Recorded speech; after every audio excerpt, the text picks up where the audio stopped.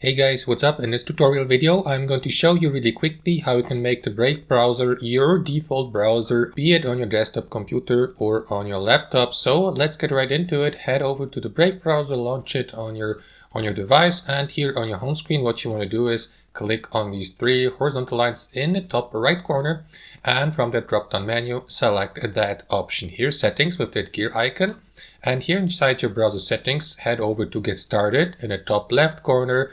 And what you want to do after that, guys, is take a look at these options here to the right. One of these options will allow you to make Brave your default browser. To do that, simply click on Make Default here. That is going to redirect you to your operating system's settings. So these settings may vary depending on what operating system you're using, like Windows 10 or Windows 11, and you will get redirected to that option here, web browser. As you can see, it's not in English for me, but in Polish, but it will be in English for you, or in your native language. It's actually always the same option regardless of your language. So simply click on your current default web browser, which is in my case here Google Chrome, and simply select Brave from that list below, or any other web browser you would like to use, and set this one as your default browser. And that's basically it, guys. That's how we do it. Thanks for watching and have a wonderful day.